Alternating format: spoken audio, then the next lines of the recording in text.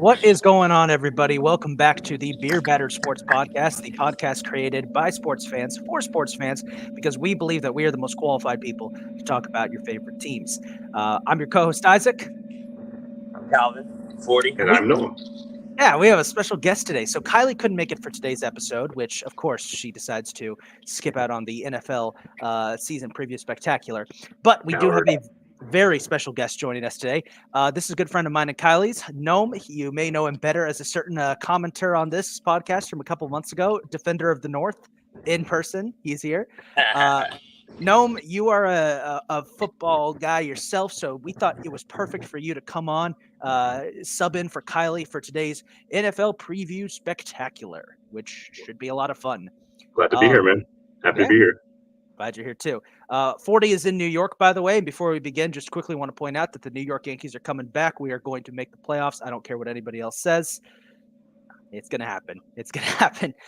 With that being said, today's episode is all about NFL. The NFL season officially kicks off tomorrow. We have been hyping it up all off season, and today is the day that we make our picks. Kylie's already sent in her picks for this season. Gnome, here's what we're going to do. We're going to go over each division, pick our division winners, pick our wild card teams, pick our Super Bowl champion, our conference champions. We're going to pick our MVPs, our offensive and defensive player of the years, our coach of the year picks, our rookie of the year picks, and then we're going to pick the first week of games. We did this last year. There were some interesting takes. I still have not fully lived down picking Cooper Kupp to win MVP last year. You did what? Yeah. Why would you do that? Well, he was coming off. It would have been a good pick if he didn't get injured. Yeah, he was coming off that insane season with the Rams. I thought he MVP. Maybe. I think it's receiver. About time. I think it's about time that a non-quarterback or running back gets it. You didn't put money on that, did you, 40? I didn't. I don't think we did. But anyway, by the way, if anyone's curious, why is the show a little later today? Scheduling conflicts, but we got it figured out. With that being said, let's jump into our predictions. We're going to start off by predicting each of the divisions, and we'll start off with a division that I think is it's usually one of the easiest divisions to pick, but this year in particular, it's a bit more difficult because of certain factors. That is the AFC East. I'll go ahead and give you guys Kylie's predictions. Kylie predicts that the Bills will win the division and that the Jets and Dolphins will clinch wildcard berths and that the Patriots will finish last. I actually agree with her. I have Buffalo winning the division, but not by much. I think Miami is going to be a lot tougher this year if Tua stays healthy, and I think that Buffalo will win the division. Miami will clinch a wild card berth, but I don't think the Jets make the playoffs. I think the Jets are going to crash and burn just like they did with Brett Favre. History is repeating itself.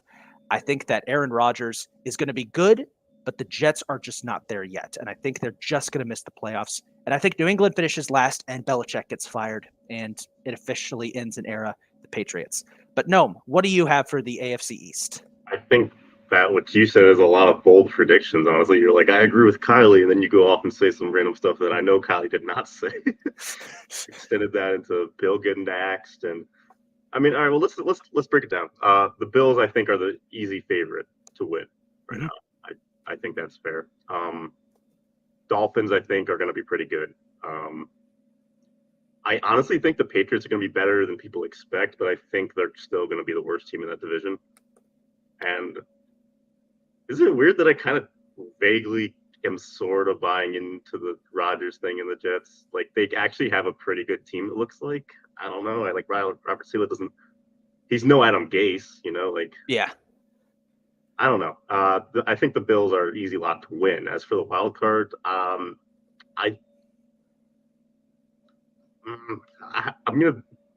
only think one of the teams from this division is going to. I think the Jets are getting it. I think the Jets are getting one of those wild card spots. Gotcha. So Jets get the wild card spot. Miami the odd man out. Calvin, what about you? What's your prediction for the AFC East? Sorry, there's a New York train going by me right now. But I actually, believe it or not, I actually think that the Dolphins are going to be the division winner in that division there. The reason I say that, the reason I say the Dolphins is because they are the team. Well, I mean, the Bills have been together for a while now, and Diggs and Josh Allen are due for a division win. But I think the Dolphins have the most talent, and once Jalen Ramsey comes back, they definitely have the most talent in that division, as well as that is a team that they grew a lot together last year on the offensive side of the ball. I think they have a lot more growing to do together, and I think that talent-wise, they are the most talented team other than the Jets in that division. With the Jets, though, I love Rodgers, one of my favorite quarterbacks, but we've seen situations before where, the first year things don't work out right away. So I don't really want to give them the division all, just off the first year, just because they have Aaron Rodgers. But I will say that Rodgers does get the wild card. He'll be the 2 seed in that division, followed by the Bills at 3, and then I think Belichick and the Patriots end at 4. All right, that's bold. That's bold. I will agree. I do think that Buffalo is going to struggle this year. I think that the Bills are reaching the end of this of their window to really make a run for it. Because if they couldn't do it last year with all the momentum they had, and all the hype and everybody backing them after the DeMar Hamlin situation, I think this is the last year that they can really push short in their window. I still think they win the division, but I think it's going to be really close. I think Miami, if Tua stays healthy, Miami is just as good, if not better, than the Bills, and I think it'll be between them. But let's move on to a division that I think we Real all... quick. Can I say one thing? Go ahead. I totally agree that there are some concerns for Buffalo, particularly their defense. Is Von Miller playing? Does anyone know? Von Miller, I think he is, but I think the injuries are going to be let me check and see. Yeah, I heard he's maybe not there. And if he's not there, then their pass rush, look who it is outside of him. No offense to Greg Rousseau, but he's not there yet. He can't play the number 1. He's not Von Miller. If he's your number 2, you're solid for edge rush. But if he's your number 1, right? Von Miller is not going to play week 1. He is on the PUP list. Okay, so that will be interesting. Hopefully he gets back healthy and their defense starts. He'll be back probably. He'll be back at some point. I still think they win the division, but you guys are right that Miami and New York, the Jets are. It's a stacked division. It's a stacked conference. It really is. But the division is absurdly good this year. It's so weird because for years the AFC was always one-sided with 2 or 3 teams that could actually compete, while the NFC was always the stacked one with super amounts of parity. It's completely flipped. It was never the AFC East, was it? It was never the AFC East. Let's move on to the AFC North. This is the division I think all of us know a fair deal about. Now, Kylie's prediction for the AFC North is as follows. Kylie has Baltimore winning the division, Cincinnati finishing 2nd and clinching the wild card berth. She has Pittsburgh finishing 3rd, Cleveland finishing 4th. I think we lost 40 for a second there. He'll be back. Don't worry. Here's my take on the AFC North. Originally, I did agree with Kylie. I thought, with the re-signing of Lamar Jackson, Baltimore was going to make a big run. But then I took a look at their roster. You were there when I was looking at it, Noam. And I realized that Baltimore doesn't really have any good cornerbacks. Their defensive secondary is kind of trash. Not strictly true. You mean with the exception of first-team All-Pro Marlon Humphrey, top 5 corner in the game, then outside of him, it's a little rough. And, so I think I'm going to pick the Bengals to win. I think the Bengals have so much going for them. I hate to say it. I absolutely do. Obviously, Baltimore's definitely getting the playoffs, the wild card. I would love if they were to take the division. There's a chance. I don't think Cincinnati's schedule is that easy this year at all. I think it's going to be pretty difficult for them, but I still think they're going to they have so much going for them. I honestly think outside of the Chiefs, I think they're the best team in the league, or at least in the top 3 or so. Who else is better? Who's better than the Bengals with all their different pieces? Everything is clicking for them. Even if you're don't believe in Zach Taylor as a coach necessarily, I certainly don't, but I think the results speak for themselves. Whatever he has, even if he doesn't have a football mind or whatever, it's working. Burrow, this is going to be the best O-line Burrow's played behind, I think, in his career. It's always been ass. This year it's okay. Yeah. And so, shit. I don't know. I think Cincinnati I think they're winning the division this year.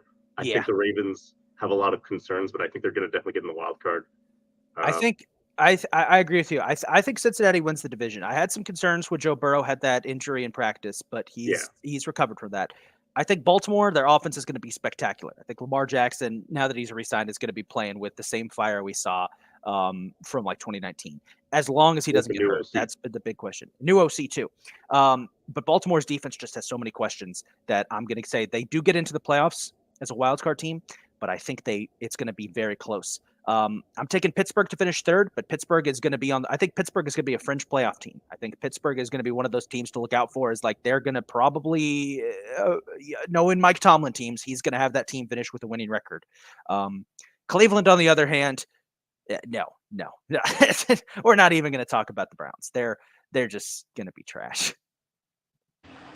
So, you guys know how I feel. As long as 8's on the field, I'm rocking with them. So, Baltimore to win the division for me. I don't care what the defense says or anything of that nature.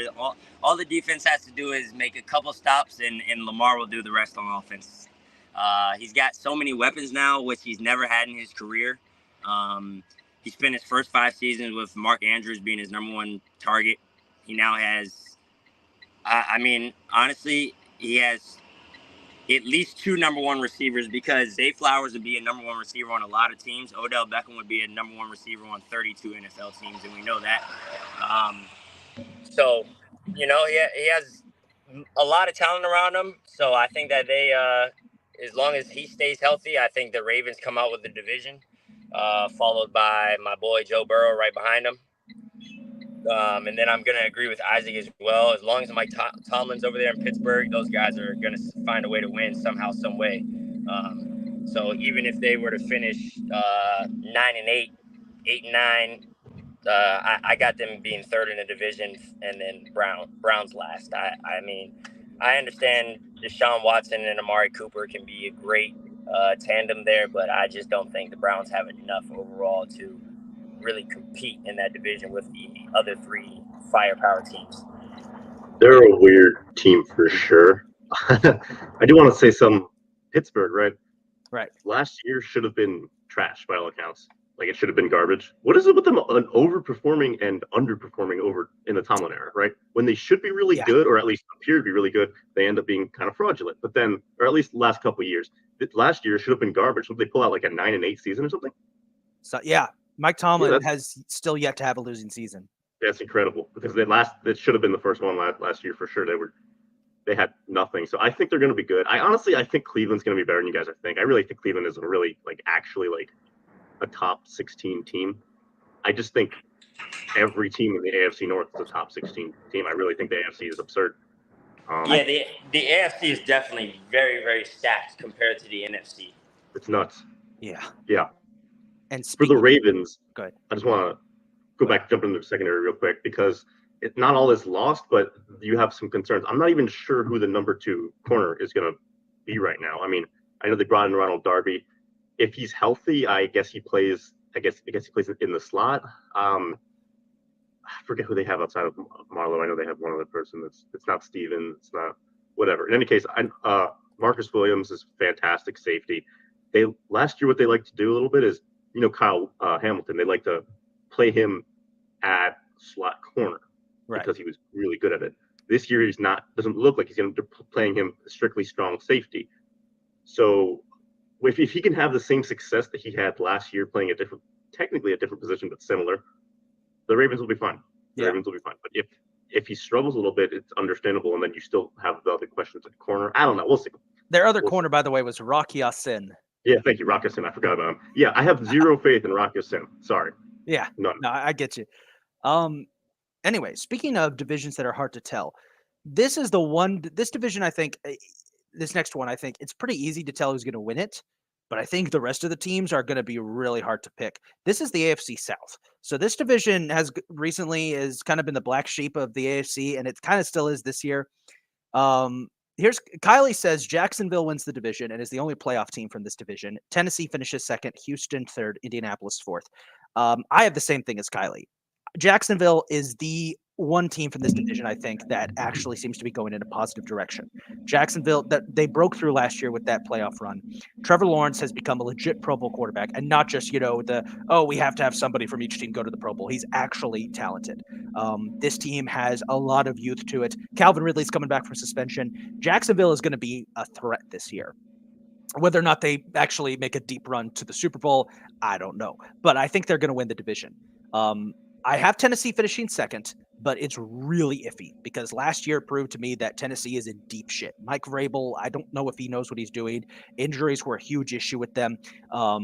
And Tennessee, I mean, I think Deshaun Hopkins. Yeah, Deshaun Hopkins is. Did I say Deshaun Hopkins? Yeah. Hold on 1 second. Who are you thinking of? DeAndre Hopkins. DeAndre, why did I say? Yeah, DeAndre Hopkins. DeAndre Hopkins is on the Titans now, so that does give either Tannehill or Willis, whoever they're going to start, some more options. So I think the Titans are going to be competitive, but very flimsy. They are going to be one of those teams that, if something goes wrong, they are going down. Houston, I think, is going to improve a lot. Houston has some very talented young players now. They did a very good job in the draft. They have a couple players who I think are going to compete for Rookie of the Year, but they still don't have those pieces. And I got to see what happens with DeMeco Ryans' first year as head coach. Indianapolis, on the other hand, Anthony Richardson looked like garbage in the preseason, and they've fully committed to him. So have fun, Indy. Have fun. We knew he wasn't going to be like. We knew he probably wasn't going to come out the gate roaring. He's more project than prospect in a lot of people's minds. Yeah. Noam, what's your take on the AFC South? Who you got? The Jags. I think the Jags are the only team that are not super suspicious. Yeah. I think the Jags are. Yeah, I think Lawrence has kind of figured, like you said, everything about Lawrence. What you said, I agree with. He's figured it out. He's just going to get better and better. Jags as an organization seem to have kind of figured it out. I like what they're doing. I disagree about any positive thing you may have said about Houston. I think they're going to be like the worst team in the league, frankly. I think it's going to be. Fair enough. Like them or I don't know, the Bucks, the Cardinals, maybe. I don't know. Cardinals. Depending on how. Them are the Cardinals. Hey. Yeah. We'll get to that. We'll get to that. But don't talk about my team like that. But I don't think Houston has anything positive going forward immediately. I understand the draft. I understand they drafted well. Everything is unproven. They're a really, really young team with another new coach. Like, I don't know. They could be good, I think, in a couple of years, but there's nothing for me there's nothing I see that makes me think they're going to do anything at all this year. Maybe they'll win a couple games. I don't know. Maybe they'll shock me. Stranger things have happened. The Titans, I think, are going to be all right, like average, but in the AFC, that's not going to be enough to make the wild card, obviously. Texans bad, Jags good, Colts are going to be ass. Yeah, you said, Jags and no one else. Calvin, what's your take?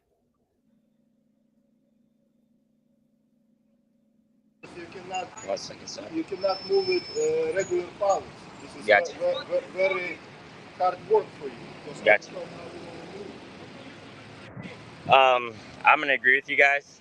Jacksonville. I've liked Trevor Lawrence's game since he was at Clemson. I think he's developed himself very well over the last couple of years in the NFL. He gets a big target in Calvin Ridley. Very fast, very speedy. Great route runner.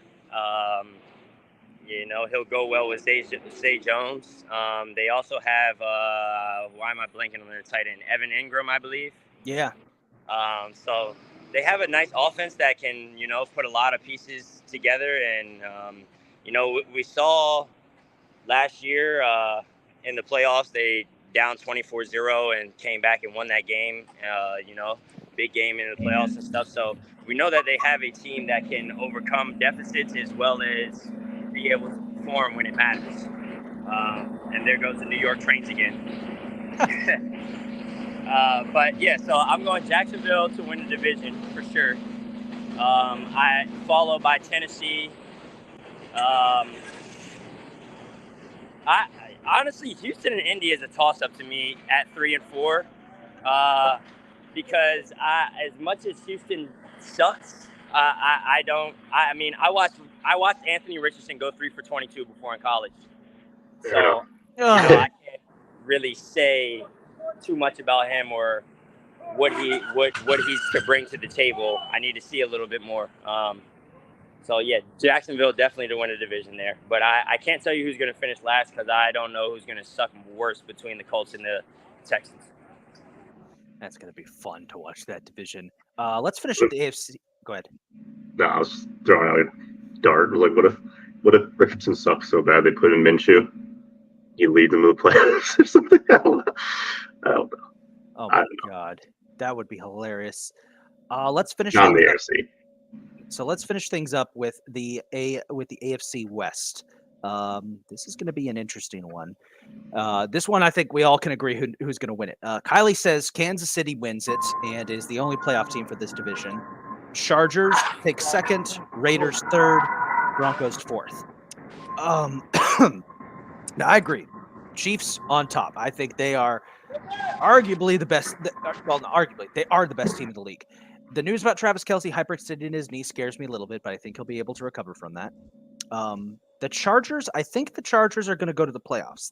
I have them finishing second, but this is going to be a crunch year because if the Chargers can't figure out all of their analytical shit that's happening right now with Brandon Staley, he's out. This is the last year for Staley because I think that the playoff choke last year and the horrible decision making against the Raiders 2 years ago when they had a playoff spot on the line and they completely messed it up.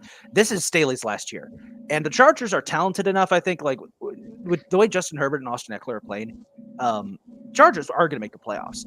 But this is it for Brandon Staley. If they do not perform, he is out of there. And I genuinely hope so because he is probably the most overrated coach in all of football. His decision-making angers me to know about. As for the other two teams, I think Denver is going to take a step forward with Sean Payton. I think the Broncos they're not going to be as bad as last year, obviously. Do they make the playoffs? No. But I think Sean Payton has them on the cusp of making the playoffs. I think they go right in there with Pittsburgh and the Jets as like a fringe playoff team. They just miss out. I think they are going to be a lot. You're going to see much improvement from the Broncos. The Raiders, on the other hand, I don't know. We got to see how Jimmy Garoppolo fits in with the system.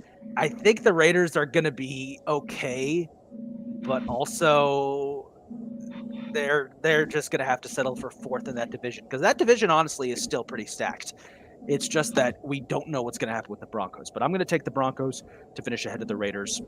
Las Vegas, I think they're not going to like have a terrible record. They're just going to be just average and kind of like Jimmy Garoppolo. Fair enough. All right. Is it me? Yeah. Fair enough. I can agree with that.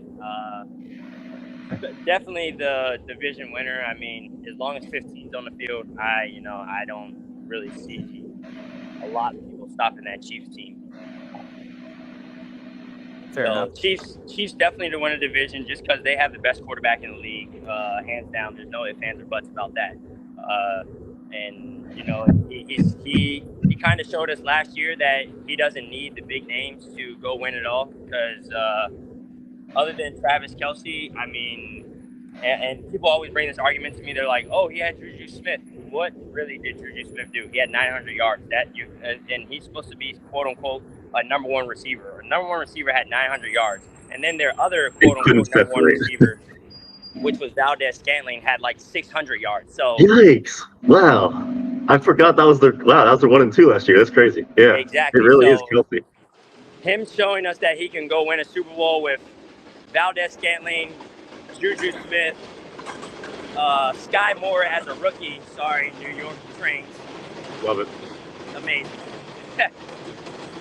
Sky Moore as a rookie, Kadarius Toney, and then obviously Travis Kelce. But as long as 15's back there, the Chiefs are going to win that division. I actually disagree with you, Isaac, on the Raiders. I think the Raiders are actually going to take a very big step forward this year, and okay. Everybody's not too high on Jimmy Garoppolo and says he's an average guy and stuff of that nature. But I actually think Jimmy himself has a prove it year this year as well and proves the league wrong. So I'm going to go the Raiders at the 2 spot in that division. Okay.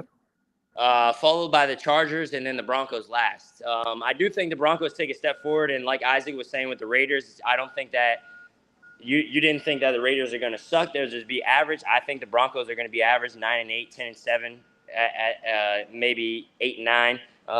Yeah. But that division is very stacked, has a lot of talent. But I think the Chiefs will be the top seed, and then the Raiders will be right behind them at second in the division. All right. No, what's your take for the West? Chiefs obviously at 1. And then the only way they lose the division is if Mahomes gets injured and misses half the year, maybe. Honestly, that's how good they are. Yeah. Mahomes is obviously the linchpin there, and I don't, maybe they don't win it with, they don't win it without him. But even I feel like Mahomes can still miss 4 or 5 games and they'll win the division. I honestly believe that. Right. I think they're the clear number 1 best team in the league. I think the Chargers are at 2. I agree with what you say with Brandon Staley. Especially there's a stigma on defensive coaches and them being kind of closed-minded and struggling in decision making and everything. And Staley's coming from that not an out-of-date defensive style, but a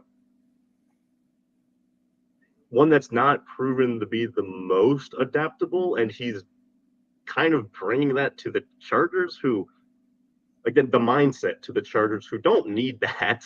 They don't need an inability to adapt. But overall, Herbert's fantastic. Obviously, they can definitely win a Super Bowl with him if everything's going. Don't forget they just got Kellen Moore as an offensive coordinator. Yeah. So Herbert's going to, we've seen what he can do as an OC. I think Herbert's going to be airing the ball out a lot more this year.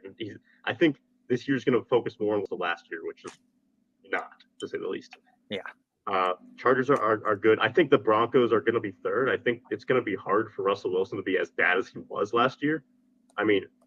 He was horrible. There's no way around it. He was terrible.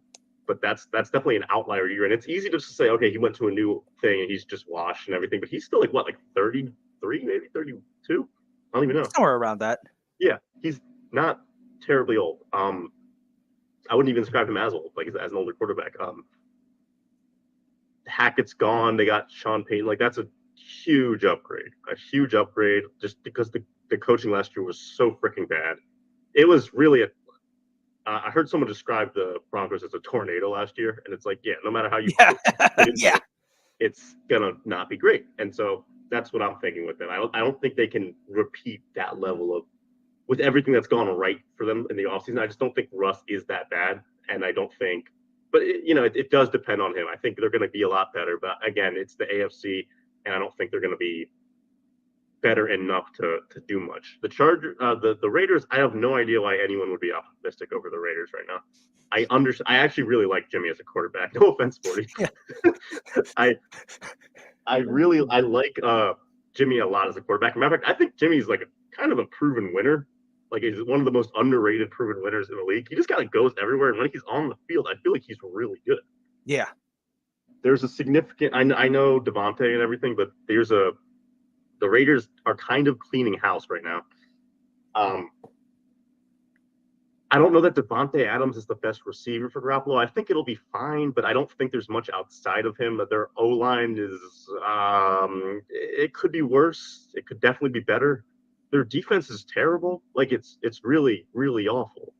And it's just been awful for the last 5 or so years. And yeah, I don't know. I think the Raiders are going to be a complete mess this year. I think Gruden has just blown up the organization to the point where it's you can't, no matter who they bring in there. As much as I like Daniels and everything, I don't know. We'll see. Yeah. I don't like it. I don't like what I see there. All right. Interesting take. But I do like Garoppolo. Yeah. I think everybody likes Garoppolo. There's something about Jimmy Garoppolo that's just he's a rootable guy. He goes everywhere and he improves the station. But I don't think he's definitely not their future. They're using him as some kind of what's the term? When you get a quarterback for a couple of years, just until you wait for your shot to take the next guy. I know what word you're thinking of. I can't think of it. It's placeholder. Bridge quarterback. Yeah, that too. We thought of 2 very separate words. Yeah. Right. So that is the AFC. Let's move on to the NFC now, as my dog is now starting to do. It's been 30 minutes into the show, which means it's time for my dog to start screeching. Wait, I'm Let's- going to disappear for a second, but I can still hear you guys. Fair Gotcha. enough. No I problem. also man. want to say one quick thing about the AFC playoff picture. I want to retract my statements from earlier. After breaking down the teams with you guys, I definitely agree that the wild card spots are going to either go to either the Chargers or AFC North teams or AFC East teams. Like it could, the three teams from either of those divisions could make playoffs. I believe it. Hush, feel so Sora, safe. hush. You're okay, buddy. All right.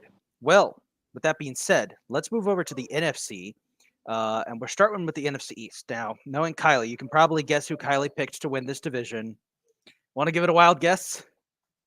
The Cowboys.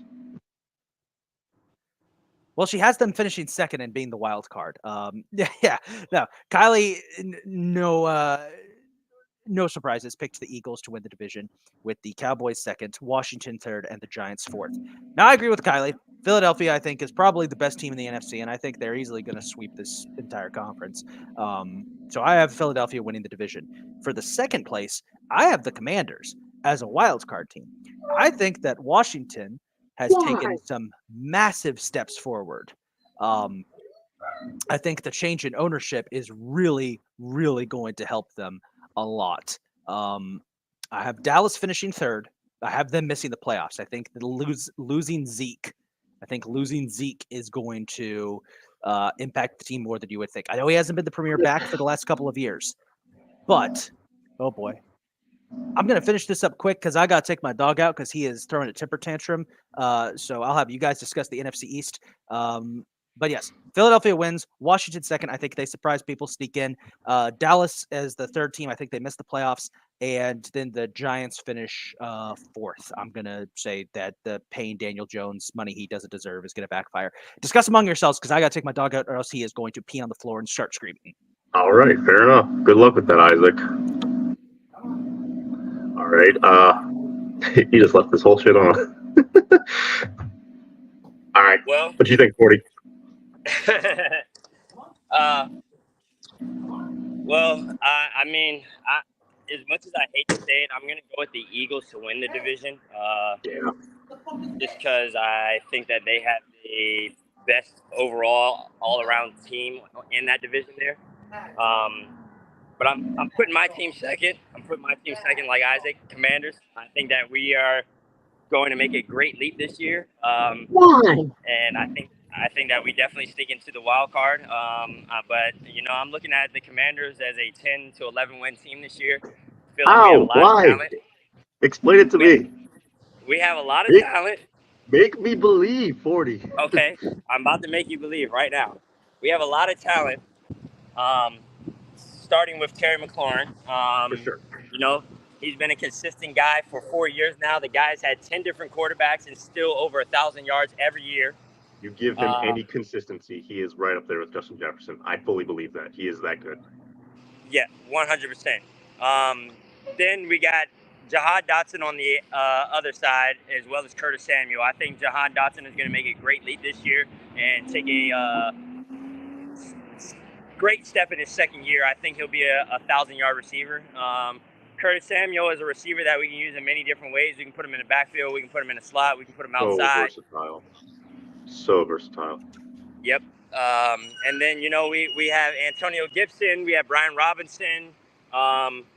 So Sam Howell, all Sam Howell really has to do is be mediocre, and we can have a great year because he has so much talent around him.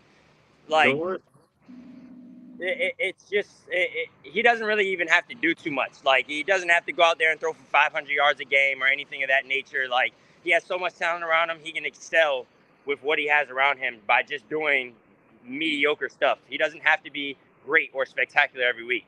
And then you go to our defensive side of the ball. We got a lot of hungry guys this year. And the reason we have a lot of hungry guys, Chase Young needs to be paid. They didn't pick up his fifth-year option. Montez Sweat needs to be paid. Jonathan Allen and De'Aaron Payne just got paid. So that defensive line, I think, is going to be, again, one of the top defensive lines in the league. our linebackers are a little skeptical. They've always been skeptical for years now. They'll make do. Say that again.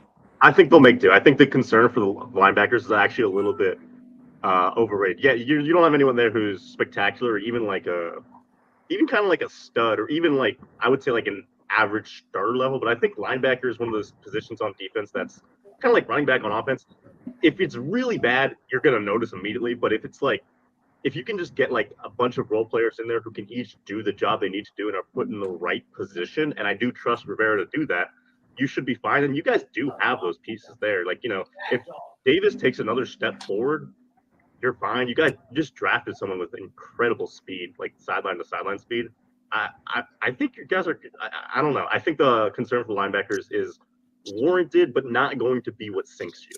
Okay, I'm back. Yeah, I can agree with that. And with the defensive line being as good as it is, I think it'll help the linebackers excel even more. So that'll be great for us as well. And then if you look at the one thing that we have lacked for years since that guy number 21 passed away tragically in 2007 is the secondary. We now have in the secondary the guy that led the FBS in interceptions for return as well as interceptions, and Emmanuel Forbes. We have another guy that's proven year in and year out that he can be consistent in Kendall Fuller. And I've loved this guy since he came in, and he was a rookie, Cam Curl. He's been my favorite defensive player since he came into our organization. What a steal. He got him like a 6th round, right? Yep. I think he was fifth round, but yeah, the absolute steal. Cam Curl back there, as well as why am I blanking on the other safety? I'm not sure, but I know we got the rookie Quan Martin as well, who would get a lot of reps. You got him in the 7th round. You got him 216th overall. Curl. Oh yeah. That's Cam crazy. Curl was in 7th round. Wow. How did that happen? Well, yeah, great steal. So that's why I'm agreeing with Isaac, and I think we'll definitely be second in the division, and we sneak into the wild card here. As much as I want to be biased and give us first in the division, I just think Philly has way too much talent, and they're a team that already did it last year. I do think that Isaac was saying that they'll sweep the division. I do think that we beat them at least once. I think we go 1-1 with them like we do almost every year. Because again, we do have a lot of talent. But then, so that's my 1 and 2, and Washington in the wild card. Giants at 3. Even though they have, they signed Saquon, and he'll want another contract at the end of the year because there's only 1-year deal and stuff like that. But I think, adding what's his name, Darren Waller, adding Darren Waller to that offense, as well as the rookie that they have, Jalen Hyatt. Saquon back, Daniel Jones has weapons around him. So I think the Giants end up in that 3rd spot.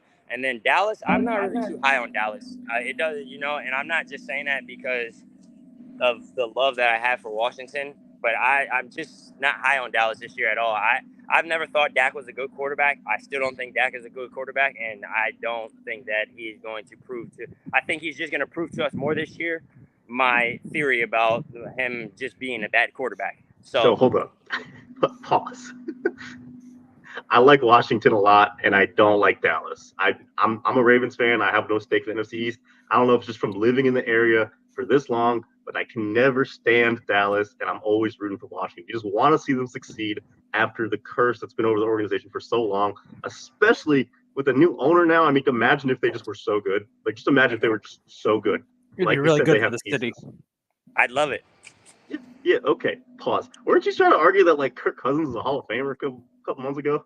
Hey, and when we were getting into our MVP and stuff picks, I'm going MVP Kirk Cousins.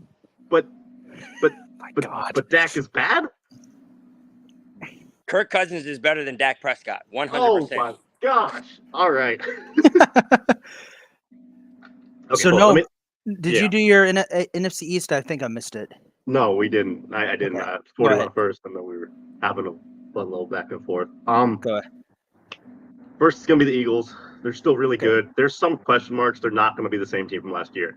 Every they're especially on defense where these guys are now hitting 30, mid 30s now, 33, Yeah. 34, 35, 36. I mean, there's just a chance they're not as good. They have brought in some stuff to kind of alleviate the burden. Like Brandon Graham is not going to be, he's, I think 35 now, or maybe he's 36. I don't know. He was a phenomenal edge rusher and he's been that, but they've brought in some people so they can just use him on rotational downs, which is going to be smarter to kind of like keep him going a little longer. That's smart. Kelsey defies ages. Like he's 34 now, right? Jason Kelsey? Something like I that. think so. Something like His that. last year was like his best year though. Like explain that to me. What? Like I don't know. They're gonna be good. They're gonna be fine. Jalen Hurts is awesome. Obviously AJ Brown's like the second best receiver in the league. Devontae Smith's probably somewhere around the 10 to 15 range. I mean, I think he's a little overrated, but I think he is really good. Goddard is Gronk Jr. O-line is fantastic. The Eagles are going first. Second, I have the Cowboys. The Cowboys are really good. I don't understand. I don't understand this. I would like it if they weren't, but I think the Cowboys have a fantastic roster. I'm not huge about their coaching or anything like that. I think I don't know. I guess I just kind of trust Dak. I mean, does that like? I don't know. I think the Cowboys just. What if they put it together this year? I mean, it's hard to rate them well when we know that every year they're like, oh my God, they're so good on paper. And then at best, it's a first round exit. Like, how many times does this happen to us over the course of our lives? Pretty much every year. So it's like, you can't really give them much. And I'm not going to, but I do think that they are going to be the second best team in this actually good NFC division. The Giants, I have a lot of faith in for some reason. Daniel Jones, I've never been a fan of him. He's been terrible. But I think I think the contract is god awful. I don't understand why some people defend this contract. What has he done to prove it? Honestly, Nothing. That being said, he has improved over the course of his career. He's not the turnover machine he used to be. That's something. And he's turned into kind of like this weird running threat that I'm kind of behind it. Saquon is Saquon. He's great. I don't know how much that's gonna. I mean, it's the whole Saquon thing just makes you think about like the disparity between like running backs getting paid and how that's affecting like the rest of the league. How like you'll see some mediocre receivers getting paid way more than Saquon, which is just nuts to me. But either or, the receivers on the Giants, you pointed out Wyatt. He's solid. He's solid. Even if he's going to take another step up, or he's going to take. I imagine he's going to hit the ground run. Isaiah Hodgins randomly developed into like a really consistent, he was drafted in the sixth round by the Bills and was just buried on their depth for such a long time. And then he comes to New York and just suddenly everything that they wish. What's the drop issues? What's his name? Not Shepard. Is it Slayton? Yeah, Slayton. Slayton is a good receiver with a lot of drop issues. Now you have that consistent threat in Hodgins. Like you said, they're getting Darren Waller. I think there's reason to believe the Giants are actually going to be good this year. The only team that I don't believe in is Washington. And they have crazy weapons. McLaurin's with that. Huh? That's crazy. How? McLaurin's crazy good. Dotson hit the ground running so good last year, just fit in immediately. Curtis Samuel, you can use him in any way. They got some people behind them too. Like we didn't even talk about the Washington's receiver depth is good, but a lot of teams have that. You have an unproven quarterback who I think they did the right thing by not starting him early. Like I know a lot of the fans last year were like, start him, but they didn't throw him out there to the Wolves. They let him sit for a year. This year, if he's really good and comes out really good, they're gonna beat out those other two teams. They're gonna get second in the division. But why? What is making you think that's gonna happen? Like Rivera is not the offensive genius that someone like Howell probably needs in his year. I don't know. What about Howell is making you think he will do that? Genuinely, like this is the thing. It took me a long time to get behind Sam Howell. There was a lot of people that had to convince me. At first, I think even on a couple of episodes on the podcast here, you'll see me say I'm not really too high on Sam Howell yet or anything of that nature. But it took a lot for me, but I had to go back and watch college film, not highlights. I'm talking about the actual film. I had to go back and watch college film I had to actually break down the kid's only NFL game that he played against the Cowboys and things of that nature. And he shows a lot that he can be, a quarterback that we look at and talk about and being in the top 10, top 5 in the league next year, if he comes out and does what he's supposed to do. The way that the way that the tape shows it. But he doesn't really. He makes few mistakes. He's very poised back there. That's true. And like he doesn't really force anything. And is like you said about Daniel Jones. Daniel Jones has become a runner. Sam Howell knows how to get out the pocket. He like I said, I wasn't even with him at first, and he's my quarterback. It took me a lot to get with him, but once I started to realize, what we had, young kid, which we should have done a long, long time ago. We're always trying to find the scraps in the off season with the free agent. We did it with Donovan McNabb. We did it with whoever else. Yeah, that's been the history. So but with Howell, I just think that they're gonna grow with him and develop with him a lot better than they have before with Washington quarterbacks, and it's just going to be a lot different. I don't know what, like, you go back to his tape at college, his I don't want to say junior year, the year before he came out, he was like, he was like projected to be like first overall or something like that, or like some people had him like as a first round pick, right? Because his film was that good and it was amazing. And then the next year in college, they had him do nothing. They had him run RPOs for the entirety of the thing. They didn't let him show anything that would make an NFL team want to take him, and just basically like told him to go fuck himself. And then he gets like, when did y'all take him? Round 5 or something like that? That could be another huge steal. Honestly, it could be. Yeah. But he's so unproven, and I don't. This is not going to be like the same kind of offense he ran. I don't know. Maybe. I mean, he could always. He could grow and he could be that. I just don't. To me, you have a better chance of winning the division if you actually like ran with Bridgewater. Not even gonna lie. I think at the very least, Bridgewater's proven that he can steer a ship pretty well. Howell has nothing to say that you can do that yet. But who has Dak? I get that. Daniel Jones on similarly good teams. It's time for us to run with a young guy. We've never ran with a young guy. Fair enough. That's true. So I'm going to go ahead and take the audible here. We're going to extend our episode a bit because we still got 3 more divisions to talk about, plus our Super Bowl champion and our MVP and personal picks. So today's going to be a supersized episode, folks. I hope you guys are enjoying it so far. I know I am. With that being said, just want to quickly put in an audible here. My dog is a bad dog and will get a stern talking to from his mother, because he broke into the trash and then got off the leash and tried to run away when I took him out. Nice. He will be spoken to. Let's move over to the NFC North. This one is going to be really, really interesting because, first of all, Kylie has some interesting picks. I wish she was here to defend herself because we're about to roast her. Kylie has the Bears winning this division. Detroit as the wild card team, Green Bay 3rd, and Minnesota last. What? That's crazy. That's Kylie, nuts. we're gonna have to talk about that, Kylie. Now, go ahead and flame me for this one, guys. For the NFC North, go ahead. What? Chicago first, Minnesota last, Detroit second. That's what? I'm sorry. Never mind. Go continue. I'm the same way. I'm gonna have to ask Kylie about that. Any given Sunday, right? Whatever. Yeah. So I have Detroit winning this division. Now it's gonna be a tough one, but I think Detroit. I think what we've seen over the last 2 years, the Lions, I think, are probably the most improved team over the last few seasons. This team has rallied around Dan Campbell like I have never seen a team rally around their coach like this since probably the days of John Madden, to be honest. Is that a stretch to say? Probably. But it feels like that, seeing just how much they love him and respect him.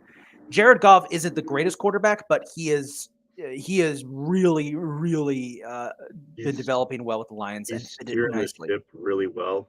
And that how he's always had that like really good deep ball that he's never really sort of used all that well. He's just randomly he's bought into Dan Campbell's thing, This Lions now obviously the Lions are going to have some issues with the players who are suspended. due to the gambling issues. So that's going to be an issue at first. But I think with how competitive this division is, I think the Lions are going to break out and win it. Minnesota, I think, makes the playoffs as a wild card team. Minnesota is really, really good. But there are some questions about Minnesota I have. Most specifically, is Kirk going to be able to lead the ship as well? And I know, Calvin, you think That's he not is, even the biggest and I question respect for me. that. I respect that. I have Chicago finishing third. I think that Justin Fields is going to take some good steps forward, but I think the Bears as a whole aren't ready yet. Although I think Matt Eberflus is going to do a good job in his second year of coaching.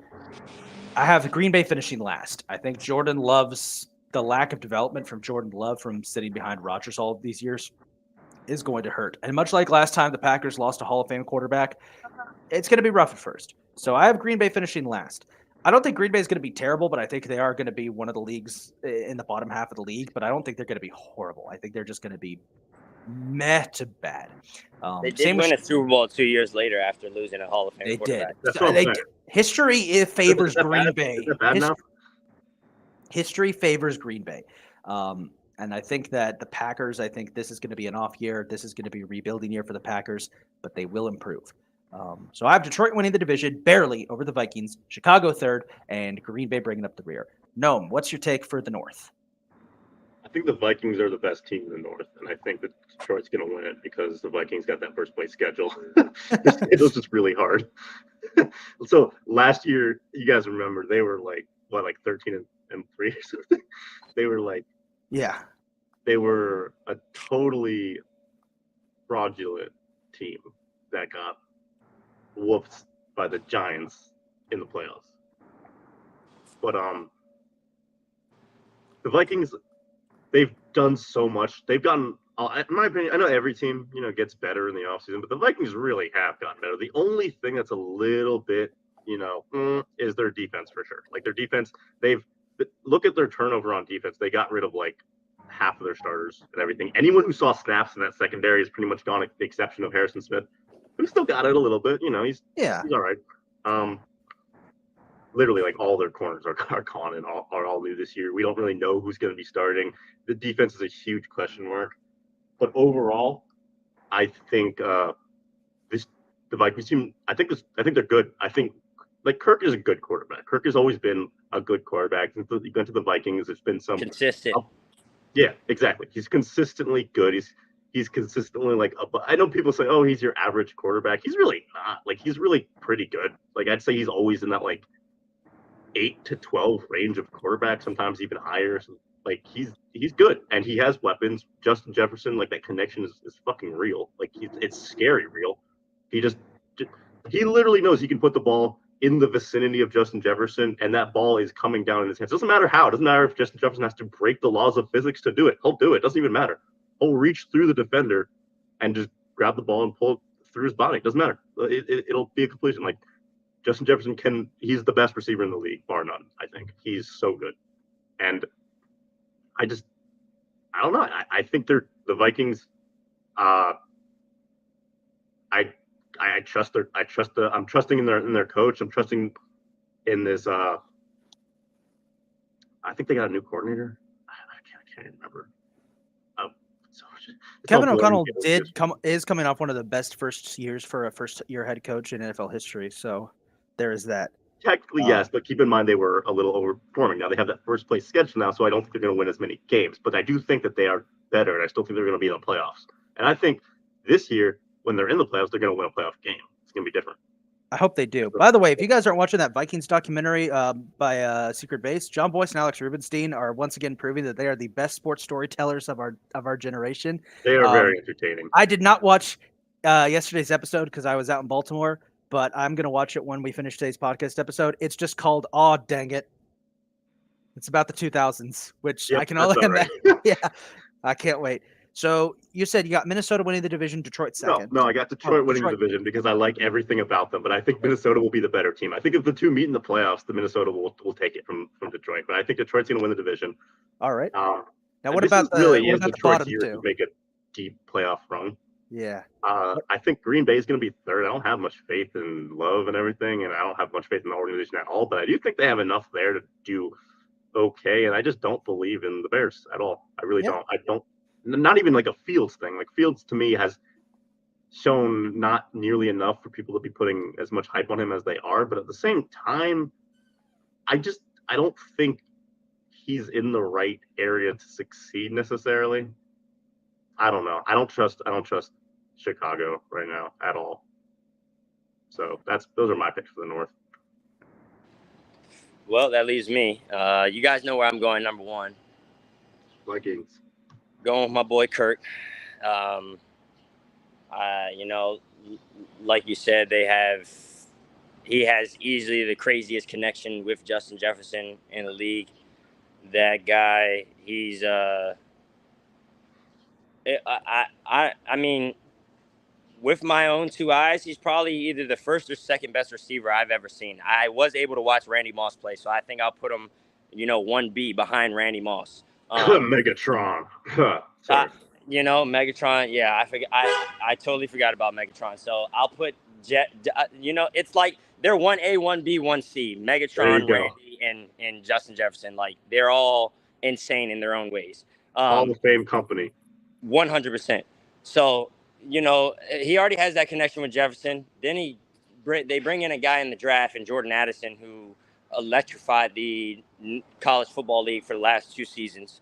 They also have another solid number 2 receiver in KJ Osborne. They get the Alexander Madison the starting role at running back this year. So I think they'll benefit with that as well because Madison showed us a lot of great signs last year. So I'm going Minnesota number 1, even though the defense is a little skeptical, like you said. No, but it's Cousins has always had a terrible defense since he came into the league because even with Washington, our defense was terrible when Kirk Cousins was there. But he always found a way. Say that again. Those were interesting years. Oh yeah, 100%. But yeah, he always found a way to overcome and finish the season 9-7, 8-8, no matter how bad our defense was. Last year with a all right defense, he went 13-3 or 13-4, whatever it is. I just think if the defense can be just a little bit of solid how they were last year, then they have another 12, 13 win season. So I like the Vikings at 1. Definitely the Lions are close second, right behind them. I think those two will be probably fighting for the division all season long. So Lions at 2. I'm going to go Green Bay at 3, just because even though Jordan Love, Justin Fields has a little bit more playing experience than Jordan Love, but Jordan Love's been in the NFL for 5-6 seasons now behind Rodgers. 2020 draft pick. This is going to be his 4th year, I think. Okay, yeah. Four seasons behind Rodgers. Learning from one of the greatest quarterbacks to ever play the game. I think he has a little bit better of a development on, even though he has less playing time on the field. I think he has more development mentally than Justin Fields has. So I'm going with the Packers at 3, and just because the Packers are not a bad team. It's really going to be on what Jordan Love does, to be honest, because he has some weapons around him, and then that defense is not too shabby. As much as one of my friends is a really great Packers fan. As much as I pick on him about Jair Alexander, I mean, the guy is a great corner. I'm not too fond of him, but he is a great corner. I have him in the top 10. Other people have him in the top 5, but so they do have a couple great weapons over there in Green Bay as well. Say that again. I have him at 1. Jair Alexander at 1? For man, specifically man. I don't think he's that good in zone. Like there's a lot of gaps in zone where he just kind of like lets the dude go by him and is like, where'd he go?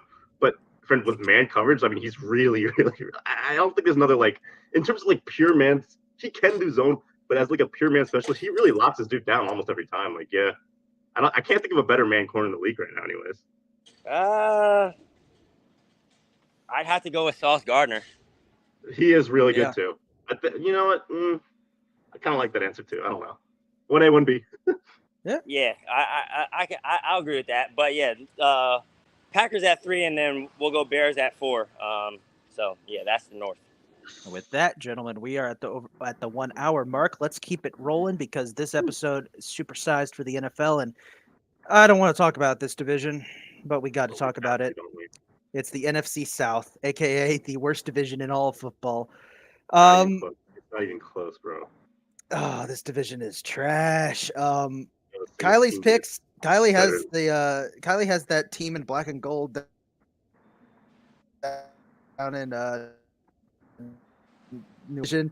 She has Tampa second. Woo, we were second somehow. Atlanta third and Carolina fourth. Again, I wish Kylie was here so she could defend these takes because some of them are interesting. Yeah. Now- I have it, I think, completely flipped around. Now, I hate to be the one to say this, but yeah, I do think the Saints are going to win the division. But I think it's going to be close. I think Atlanta is probably the best team in that division. I don't think they're going to win the division because I think that New Orleans is a little bit more experienced than them, and Derek Carr's got something to prove. Plus, if he gets hurt, they've got Jameis Winston, which, I mean, as much as I hate the guy, he has his charms. The Falcons definitely, I think, are going to pressure the Saints a lot, and it is going to be very fun watching these two teams fight for the division lead. But I think the Saints win the Who division. will win the division? With 6 Falcons, yeah, whoever wins this division, it's going to be like last year. They will have a losing record. I think the Falcons take second. My poor Bucks, I'm going to give them third. The roster is actually not that bad. The only problem is that Baker Mayfield's our starting quarterback. Yeah, you guys got some front office issues with your receiver too. Your number one receiver. Yeah, they won't pay Mike Chris Evans. Godwin? No, Mike Evans. They won't. He's your no, number we're one? gonna do this. We're gonna do this again. For those who don't know, Gnome thinks that Mike Evans is overrated. He is overrated. Oh my gosh. Do I Like have to do this? seven straight 1,000 yard seasons. Say Ooh, otherwise. stats go Berg. Yeah. Okay. He doesn't separate, bro. Like, he doesn't separate. He's the best. Okay, when I say overrated, I don't mean he's not good. He's a fantastic player, really reliable possession receiver and everything. He doesn't fucking separate. Like, if Godwin would just take that next step in development, the whole world would see that I'm right on this. But no, Mike Evans got to put up 1,000 yards every year, so fine. So sorry, continue. I just Agree to disagree. I think the Bucks. I think the Bucks Overrated. roster is solid enough that even with Baker handicapping them, they'll still find a way to finish third in the division. But it's going to be back to the good old days of oh god, the Bucks suck. Panthers though, I think finish fourth. But I think the Panthers are going to improve from last year. Bryce Young, I think, is going to take some time to develop. But Carolina's got a very talented young. God damn. Okay. You good? I'm back. I don't know what happened. You good, man? That was scary. So yeah, New Orleans, Atlanta, Tampa, Carolina. 40. Who you got for the South? I'm gonna agree with you. This is probably the worst division in football this year. But definitely because of the experience, I'm gonna go New Orleans at 1. Jesus. see. I feel like this is where we're going to have the most amount of disagreement between the three of us just because of how bad this is and just how we're just like, but how bad? We're gonna all exactly. It's gonna be like the NFC East, except instead of disagreeing and discussing it, we're gonna disagree and then just shove it away and not talk about it. Yeah, be like, well, yep, they're all going to be bad, so it doesn't really matter. So yeah, I'm gonna go. 4A, I'm gonna go New Orleans 1. I'll go. I think Atlanta's gonna be 2. Tampa 3, and then Carolina 4. I just don't think that Carolina has enough right now to compete in that division, even though it's so terrible. Didn't they lose DJ Moore? Yeah, they lost DJ Moore to the Bears. And then, they brought in Adam Thielen to replace him, and I don't think Adam Thielen is the best replacement for DJ Moore. What remains of Adam Thielen is definitely not enough to replace DJ Moore. Exactly.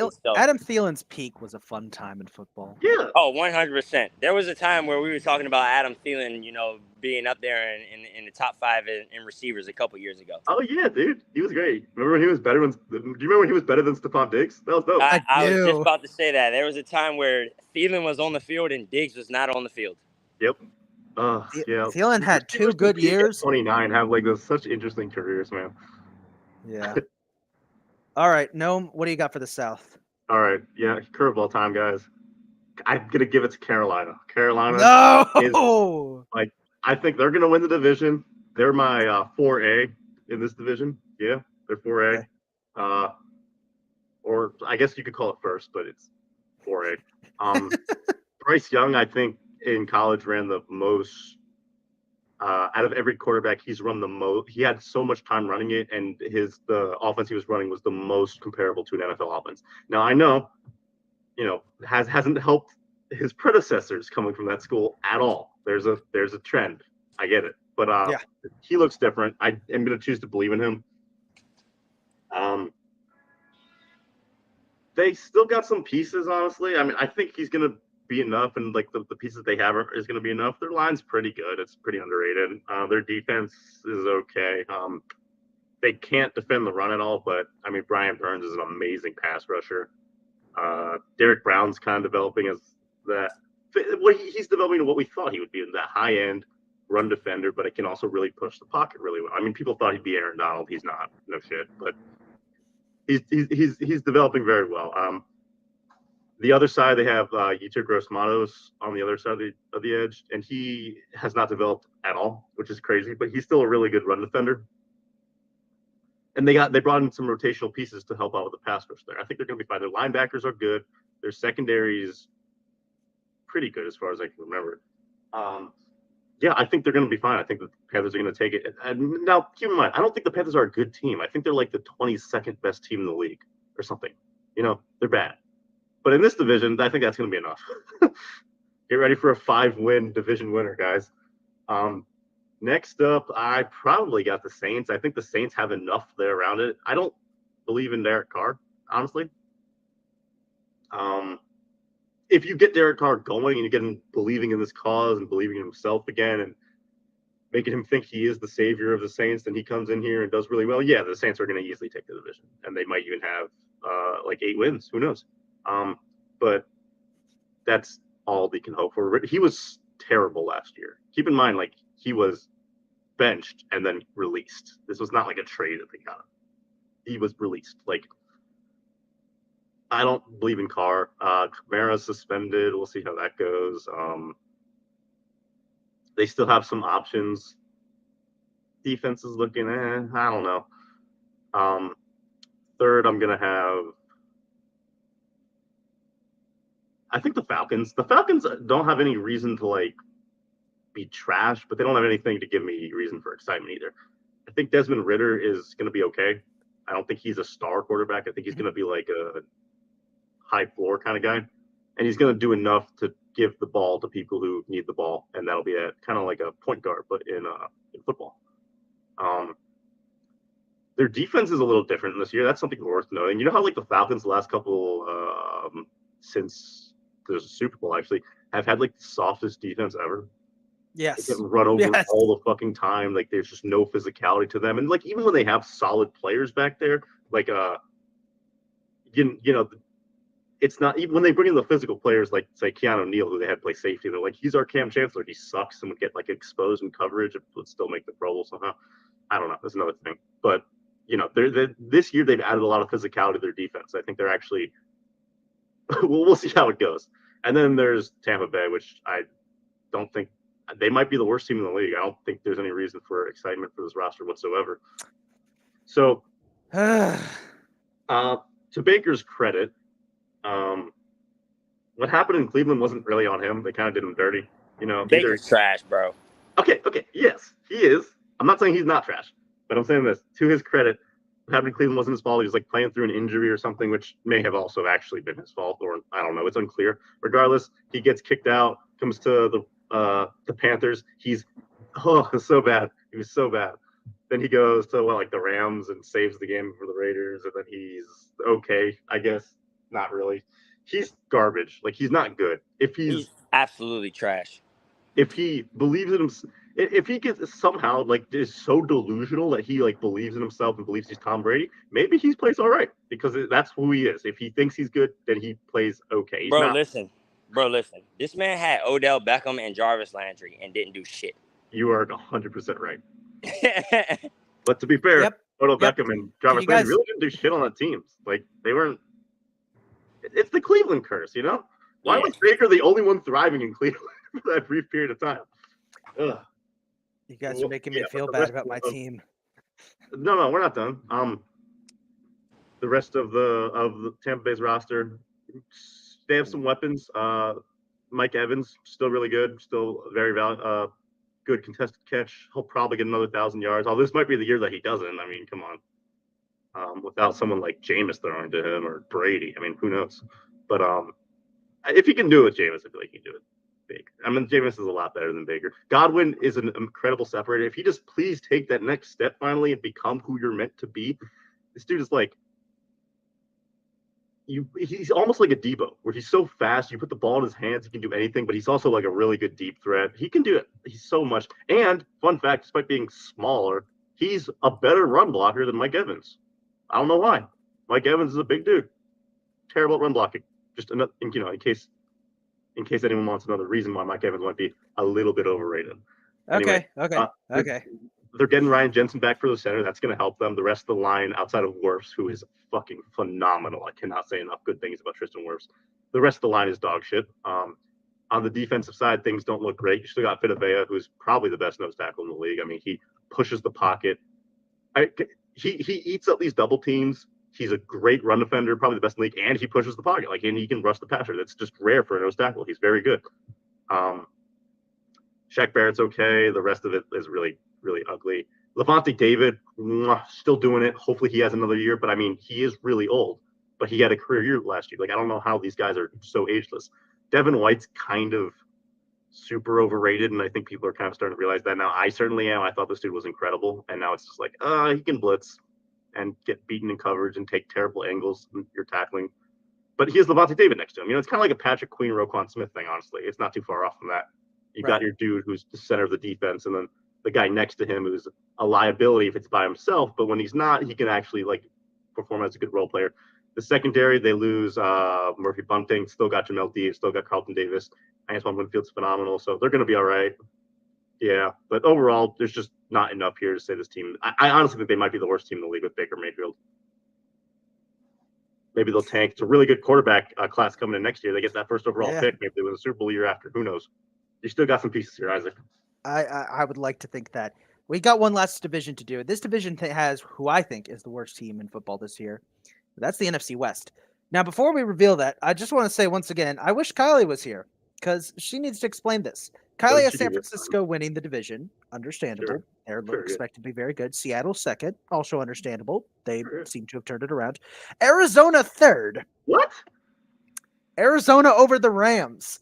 Kylie, if you're listening, what the hell? Yeah, I think Kylie was just rushing her picks or something because that doesn't even make sense. Yeah.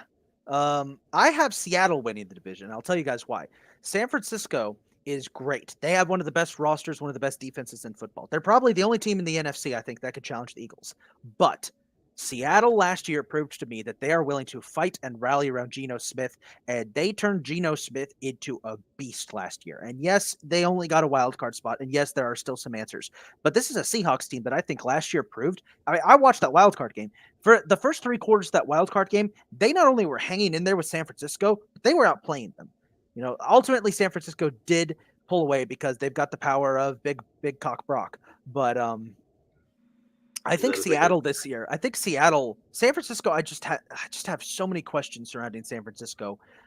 If they can keep this up, they've been one of the best teams of the league for the last couple of years.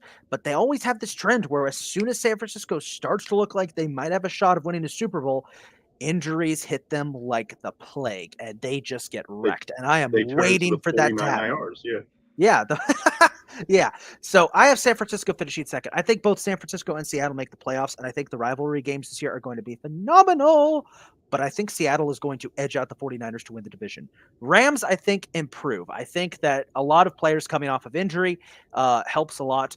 I think this is going to be one of the last year. I think this is Aaron Donald's last year. I think he's going to hang it up after this year, but I think that the Rams will improve. Are they going to be competitive? Maybe. Playoff team? No. But I think they are going to be much better than the disaster that was last year. And I think Cooper Kupp is going to return to his prime in a way. The Cardinals are going to be the worst team in football. I think this team has a case to go winless. The fact that they still haven't settled on a starting quarterback to replace the injured Kyler Murray. The fact that it could be Josh Dobbs or it could be Clayton Tooney.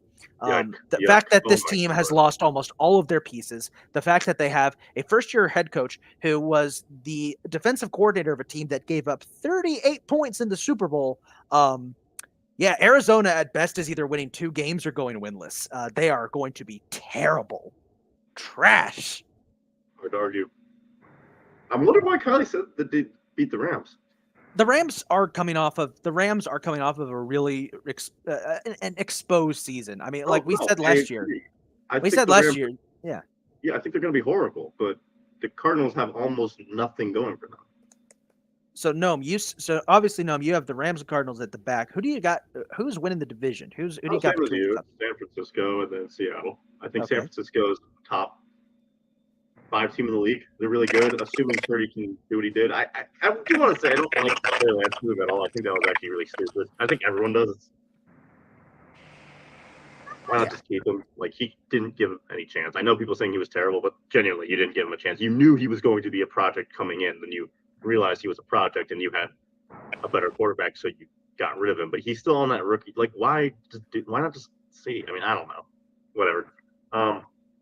Regardless, they're the best team in this division. Seahawks get me excited, man. It's nice to feel excited about the Seahawks again. I don't know about you guys, but where I was kind of last year with the Russ thing in the last couple years, I've been really low on Pete Carroll and kind of just waiting for him to get fired. He felt like he was a coach from a bygone era and everything. You know, since the Legion of Boom he's a defensive coach and his defense has been ass since they lost the Legion. I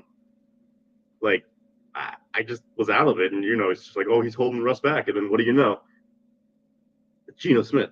And it's not like Geno Smith came in and saved the day. It's like, I think it's kind of like he saved the day and they saved him at the same time. It's like he really is like the poster child for why the Seahawks can be good. Just like this, you're good, so you're going to play and you're going to get your shot. Like they had Drew Lock there. Drew Lock's way younger. Geno's had his chance to play. He's had his chance in the sun.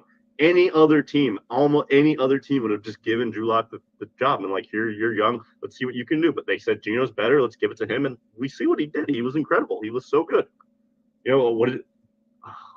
had that. I'm trying to remember what he said that one time. They said he was like, they wrote me off, but I didn't write back. Yeah. He's awesome. He's awesome. The Seahawks give me legit reason for excitement. There's still a lot of holes on that team, but they're not the 49ers. They're not as good as them. I don't think they're going to do as good as them, but they're solid. The Rams are a huge question mark. They got totally exposed. Aaron Donald, I mean, Jesus, what a decline. He went from being the best player of all time to the second best interior defensive lineman last year. Huge fall off for him. We'll see. We'll see. Maybe this is probably going to be his last year, I imagine. I was only being slightly sarcastic for that, by the way. He's still Aaron Donald. He's still so good. And the Cardinals have. Give me one reason to get excited by the Cardinals, genuinely. They have new uniform. Wait, no, their new uniforms suck. He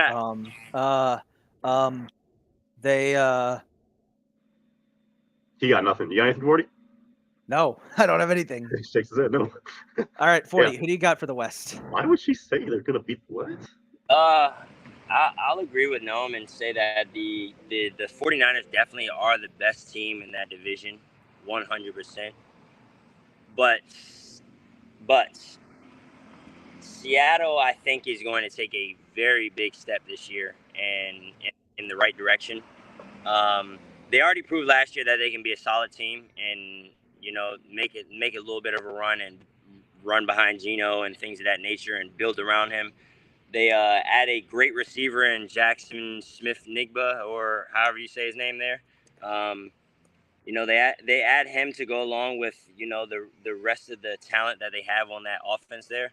And if Geno takes another step forward this year, I think that they can be the division winner. So I'm going with Seattle at 1, San Fran at 2, and then we all agree on 3 and 4. The Rams, and then the Cardinals are just absolutely dog shit. And Yeah. I'm agreeing with Isaac. They'll either win 2 games or they'll be winless, and I honestly think they might be winless. Yeah. It's scary how much they've fallen off. With that said, our division picks are finished. Now we're gonna lightning round this one a little bit so we can get to the game picks. First up, gentlemen, I need your Super Bowl matchup pick and your winner. I'll give you Kylie's first. As you can guess, Kylie picked the Eagles to win the NFC, but Kylie decided to go with the Bills to win the AFC and has the Buffalo Bills finally winning their first Super Bowl, beating her Eagles. She had the Eagles go to the Super Bowl just to lose again? Well, I did too. I think that Super Bowl 58 is going to be a rematch of Super Bowl 57. Chiefs Eagles round 2. This time I think it's going to be a lower scoring game, and I think the Chiefs are still going to win because Kansas City is the modern day dynasty. Let's go Chiefs. That's my pick. Noam, what's your Super Bowl pick and who's going to win it?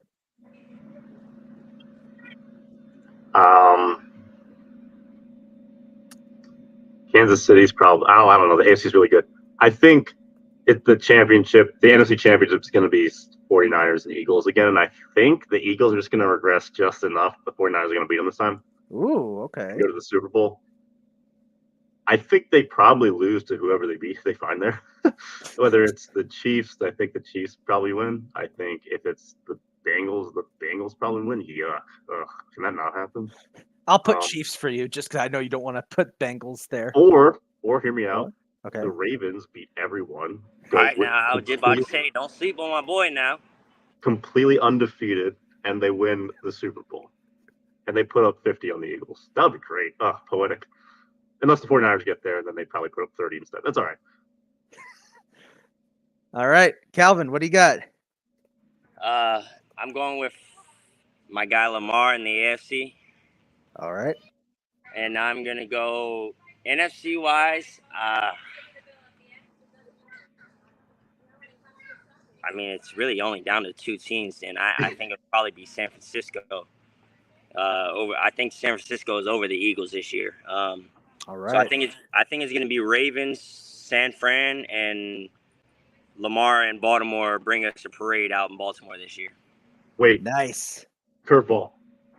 What about a Ravens-Seahawks Super Bowl? Ooh, that would be the storylines. Oh, that's so like good. A double wild card Ravens-Seahawks Super Bowl. Lamar, Gino, be fucking incredible. It'd be such a good game. Unlikely. It'd be so good though, right? Yeah. All right. Sorry. Continue. All right. Next up, our MVP picks. Kylie is going with Joe Burrow to take home the MVP. That's not a bad pick. I respect that. Yeah. No, something. Two easy clips says the Jags are going to win the AFC. It's possible. Okay. We'll take that into consideration. You know what? Anything is possible. I'll say that much. Jacksonville, I think, is going to be a contender in the next few years, but maybe not this year. But I like saying the Jags maybe. So Kylie says Joe Burrow is going to be your NFL MVP. I'm going to go with Big 8 Lamar Jackson. With all those weapons, I think Lamar is coming back, is going to just go off this year offensively for Baltimore. And he's going to have to because their defense is going to make every game a shootout. So I'm going to take Lamar to win MVP. Their secondary is not that bad. It's just not as good as it should be. I like that pick because that's my favorite player in the NFL. So, mine too. Calvin, we know who you're picking for MVP. Yeah, my MVP is Kirk Cousins, hands down. Gotcha. I've been saying it for weeks now. I've probably been saying it for months now at this point. I'm sticking with my guy. I'm riding with Kirk, man. I think Kirk has a 5,000-yard passing season this year, 40-plus touchdowns.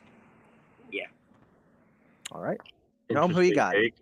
I would actually kind of like that to happen because no one would expect it, and everyone would be like, whoa. And then all of a sudden, Kirk Cousins is a Hall of Famer, so whatever. And that's what I'm saying. If he takes MVP this year, he's a Hall of Famer because his stats say he's a Hall of Famer.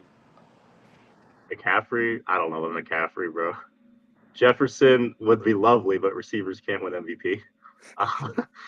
Joe Burrow's a solid pick. I'm going to go with – I don't see why Mahomes wouldn't just win it again. I mean, I like how no one's picking Rodgers to win on the Jets. That seems like, like why would he? But he has won like 2 of the last 3.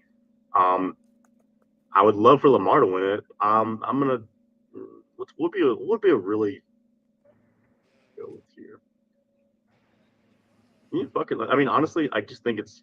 I think, yeah, Lamar, because he'll have to do really good, and he will. He'll step up. I'm gonna go with Lamar. All right. Next up, we've got Offensive Player of the Year. Kylie's going with Justin Jefferson. Good pick. Yeah, Fair enough.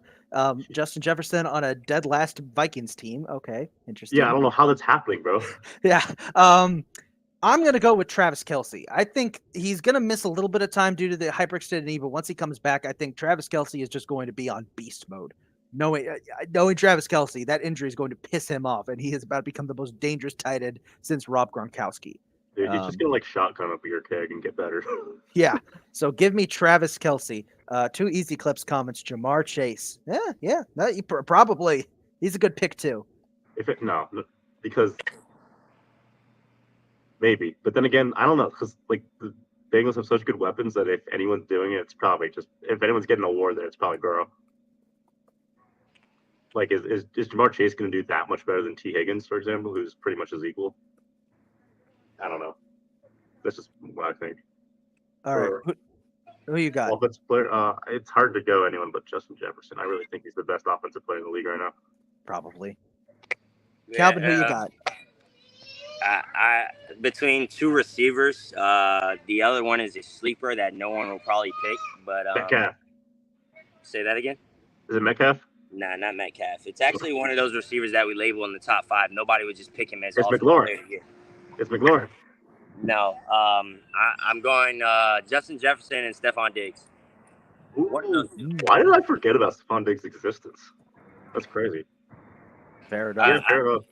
I like one of those 2 for offensive player of the year. I'm leaning more towards Jefferson because, like Noam said, that guy's just crazy right now. He's definitely the best offensive player in the league. But Diggs is my sleeper pick. I don't know why, but I think we have a very great breakout season from Diggs this year. Another one? Another one. If Kirk wins MVP, I could see Justin Jefferson pretty easily winning Offensive Player of the Year. They're like, well, he got 2,000 yards and 40 touchdowns, whatever.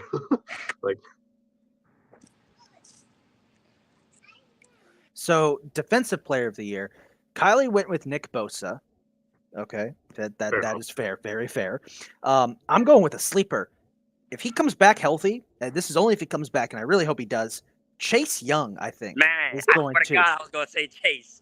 Chase Young, I'm going to say, because I really want Washington to do well, and I think that starts with the defense. And Washington's defense, if Chase Young is healthy, that defense is good. I think they've proven that. Even without Chase Young, they were able to be the first team to shut down the Eagles last year. yeah, So give me Chase Young. Why? Chase Young comes back and wins Defensive Player of the Year. Let me take their 2 interior defenders, take Montez Sweat as the edge rusher, and say that Chase Young is the 4th best among those guys. Oh, okay. He needs to take such a big step forward for what he was promised to be coming out. And it's the injuries have slowed him down. He's phenomenal. I don't know why they didn't pick up his 5th year. I guess it's because they're seeing the same thing. Montez Sweat, to me, is the better player right now than Chase Young. And I think Chase Young could easily be a better player than Montez Sweat, but right now he's not. Jonathan Allen is fucking fantastic. Deron Payne, also really, really fantastic. Like, those are just such good. They're so solid. Like that, if they keep that 4 in place, it's just going to be so good for so many years. It's been good for years already. Like, but no, I don't think any of those guys are winning Defensive Player of the Year. Who is winning? Aiden Hutchinson. Aiden Hutchinson? It's possible. I don't know. If the Ravens have the year I want them to have, maybe Roquan Smith will win it. I could see that. He was in contention last year. Calvin, who you got? I really love the Chase Young pick because I think Chase is due for a big season. I think he's very pissed off about them not picking up that 5th-year option, and he has to go out and earn it this year. So Chase Young is a great pick, and he's actually going to be my number 2 pick, but my solidified Defensive Player of the Year pick, and this is one that people are going to be like, what the hell, because we don't see DBs winning it and stuff like that, but Sauce Gardner. Ooh. Whoa. No, you that do guy. see Gilmore won it. Gilmore won it in like 2019 or something. Well, Gilmore is the last DB that we saw win it, and, it was, Charles Woodson before that. So, yeah. Wait, wow. So, I think that Sauce Gardner becomes the 3rd defensive back in this 2000 to 2010 20s era to take home the defensive player of the year. That guy, he's just special, man. He's a different breed. It's actually insane to watch a guy so young come in and impact the game so heavily the way that he did last year. And I think he's gonna have an even greater year this season. So I'm going with Sauce. I like that All right. pick. All I also right. don't think Gilmore should have won it in that year, though. Let's move 'Cause on he to wasn't- coach. Okay, go ahead. Go ahead. Okay. Well, we're going to move on to coach of the year now. Kylie, I think I'm starting to understand why Kylie picked the Bears to win the NFC North. Kylie has Matt Eberflus as coach of the year. So that explains her Bears pick. Again, I guess so. Yeah. I think mean- I'm going to go with my boy Dan Campbell. I think this is the year that Dan Campbell finally gets it, leading the Lions back to the playoffs. And knowing the NFL, they'll coach of the year always goes to the coach of the team who just is the most surprising. 2 easy clips is all in on the Jags. He says Doug Peterson. That's a good one. What do you guys think? I'm gonna go Riverboat Ron. Ron Rivera. Okay. It goes back to what I was saying earlier about my team. I think we're just gonna take a very big step this year in the right direction. And I think that we're going to shock the world this year with the stuff that we do this season. So I'm going with Riverboat. If they get like 12 wins, he's definitely winning that award. Breaking news: Nick Bosa just signed 5-year, $170 million. As we're speaking. Did he? Did he now? Yep. Nick Bosa became his highest paid defensive player in NFL history. 5 years, $170 million. $122.5 million guaranteed. God damn, bro. I mean, I guess he deserves it, but I really don't like Nick Bosa.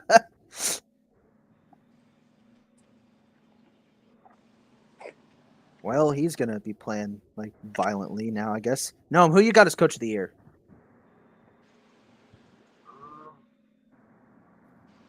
I think what would be if the Seahawks do as well as we think, Pete Carroll's gonna win it. Or as well as I think they will. Pete Carroll? I like that. That's a good All pick. right. Not bad at all. Bro, why are you shaking your head in my opinion? I thought I'd join in. Damn. You're all right, bro. That's a good pick. You're good. You're good, bro. We got you, man. We got you. Let's see what we got. So last 2 ones we got to pick before we do our game picks. Offensive and defensive rookie of the year. So I'll just have them doing both at the same time. Kylie did not pick a defensive player of the year, so I'm just going to give her both of the Texans rookies. Kylie picked C.J. Stroud as her offensive rookie of the year and Will Anderson as her defensive rookie of the year. I like Will Anderson as defensive rookie of the year. I think he's going to go out. He's going to tear shit up for the Texans. For offensive rookie of the year, give me Falcons running back Bijan Robinson. There's something special about this guy. Good pick. I'm gonna agree with you on the Bijan. Sorry, there's a bus going by here, but all good, man. I'm gonna agree with you on the Bijan pick.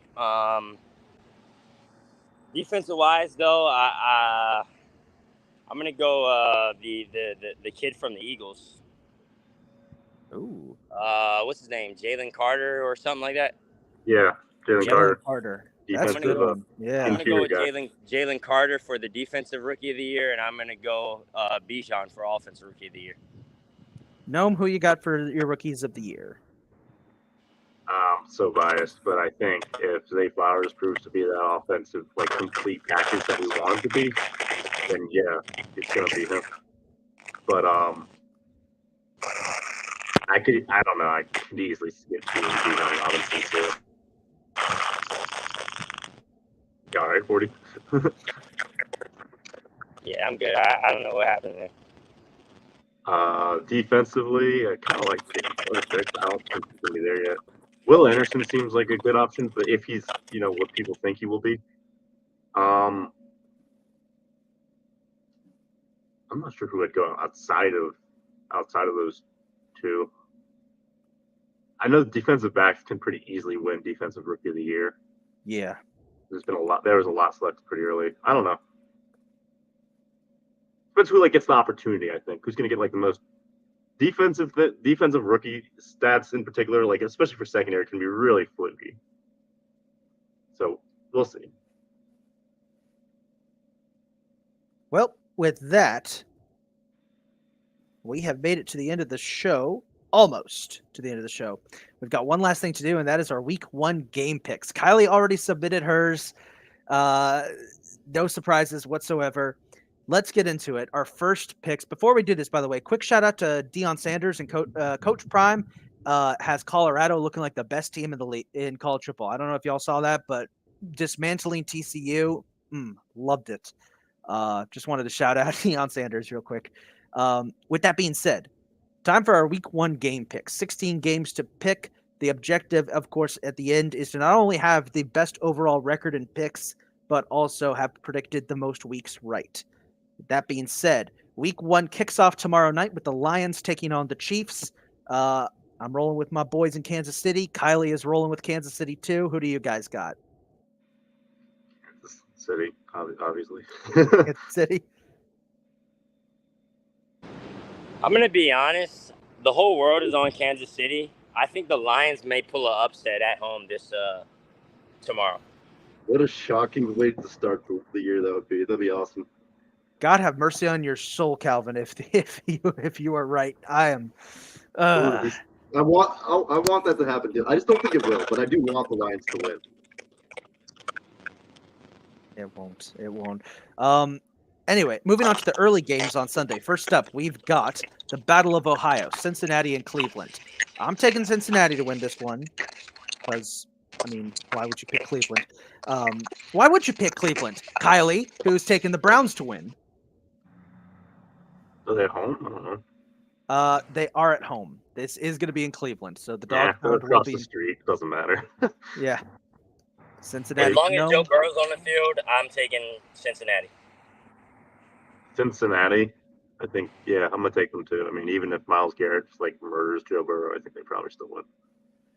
Next up, we've got the Texans visiting Baltimore. Yeah. Is it safe to say that Baltimore across for everybody? They better. Baltimore by 40, yeah. Yeah, everyone's picking Baltimore on that one. This one also might be the same. Tampa Bay begins the post-Tom Brady era against the Vikings, who are honoring Bud Grant with old 70s uniforms. The Vikings by 100. Yeah, the Vikings probably by 45. Vikings all across the board. Even my inner Bucks fan is like, yeah, we're about to get our asses whooped. 3 probably. I'm thinking maybe. It's going to be bad. Yeah. Panthers and Falcons, good NFC South rivalry to kick off the week. I'm taking the Falcons to win this one, but Kylie is going with Carolina. I'm going to go with the Falcons too, week 1. I'm going to go to the Falcons week 1. All right. I do think the Panthers will end up being better. I think knowing Panthers-Falcons games, it's going to be close, but Atlanta is probably going to pull this one off. Younghoe Koo is probably going to have to hit like a miracle, like 75-yard field goal to get it done. He'll triple dunk it and it'll go in whenever. Yeah. He's magical. Because it's the Falcons. They always do that. Cardinals and Commanders. This in one of my group chats for fantasy football, I labeled this as both the ain't nobody watching this shit game of the week and the throw in the damn towel CJ game of the week. Yeah, Commanders are going to slaughter the Cardinals. I think they'll win by 2 scores. Commanders. Oh yeah. Next up, we've got Jacksonville taking on Indianapolis. Jacksonville tends to win on week 1 when they face the Colts, so give me the Jags. And they're also is so much better than them, and the Colts Yeah. are terrible. I'm going to say the Jags are going to win by 35 points. Yeah, I like the Jags. I could easily see them blowing it out. Really easily see that being a blowout. There's a chance this one could get ugly. Now this game is going to be interesting.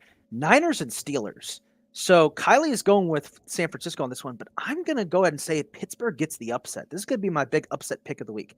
I think Pittsburgh could shock the world in this game.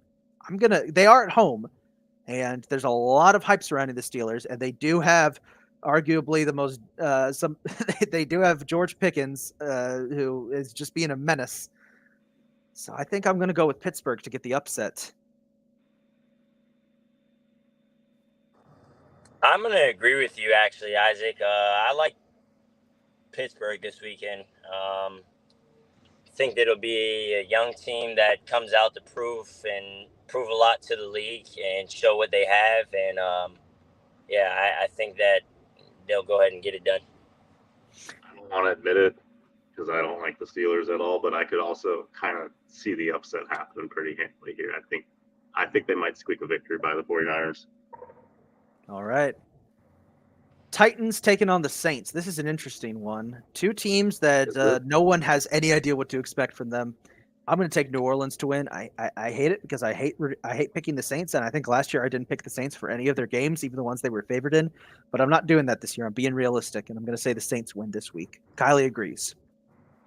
I do too. I think the Saints are going to win, but I think they're going to fall off midseason, and the Titans are going to end up being a better team overall. But yeah, I can see the Saints winning this game. Starting kind of hot, like relatively for NFC South. Yeah. So like winning.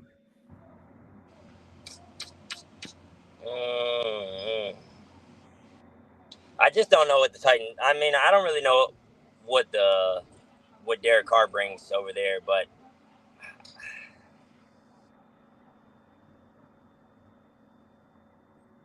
honestly, I'm going with the Titans. Fair enough. All right.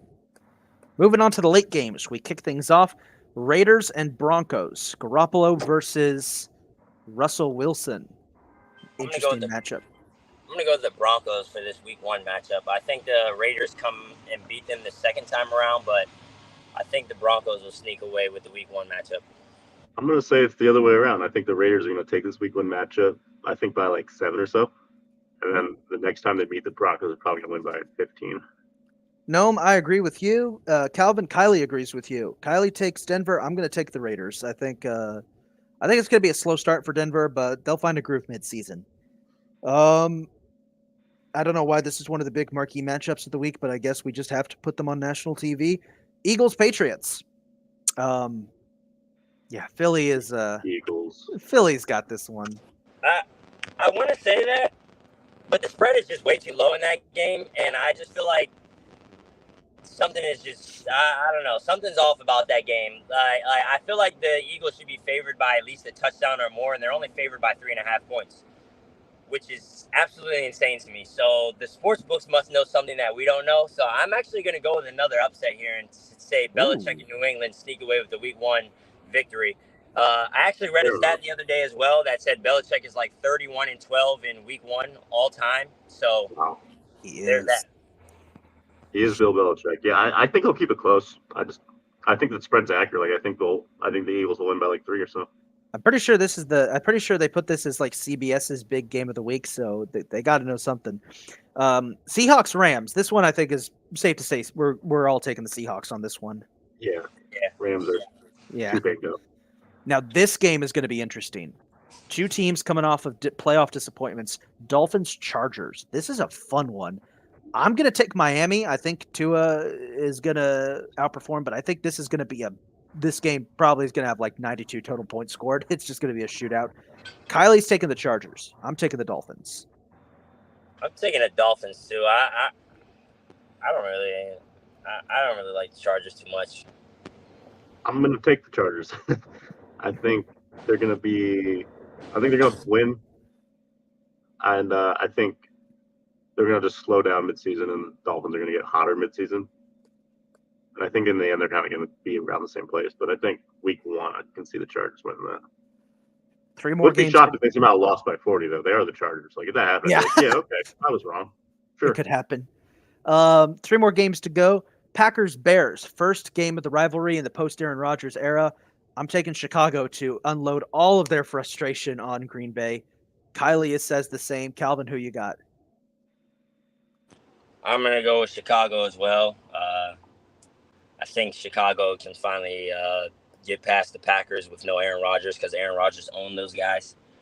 So I'm gonna go with the Bears. I'm also gonna go with the Bears. I don't think the Packers are gonna be ready for that one, but I do think the next time they meet, they're gonna win.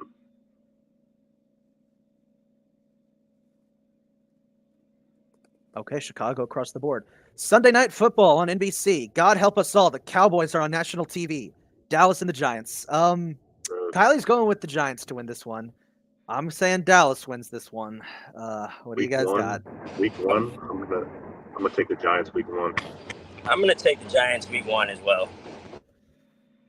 I wish I could take the Giants, but I'm kind of set on the Cowboys getting the win here. Why? The Cowboys are on national TV like almost their entire schedule. Yeah, for sure. Because they're the fucking Cowboys. Yeah. All right. Finally, the game of the week, the Monday night opener in New York City on September 11th. The NFL knew what they were doing here. 2 New York teams, crazy. 2 New York teams, Bills, Jets, Aaron Rodgers versus Josh Allen. Game of the week. I'm going to take Buffalo to win this one, to win the opening round. Kylie agrees. What do you guys got? I'm going to go with the Jets hype, and I actually like the Jets week 1. Yep, same. Same? All right. Yep. I think the Jets. I think Buffalo might sneak them out the next time around, but I think that the Jets will follow the hype and get the week 1 win. Yeah, same thing. I think the Jets are going to hit that hot start. I think that they're just going to have more to do. It's a weird thing to say, but I feel like they're going to be able to move the ball better than the Bills. The Bills will, because I don't know. I just have this feeling. I'm sure the Bills will end up being the better team and beat them by 20 next time they meet. But also keep in mind, Von Miller not going to be the week 1. The pass is going to be ugly. Rodgers is going to have some time, unless Rousseau just figured it out. But doubt. So, all right. Well, with that being said, Gnome, thank you so much for coming on for today's episode.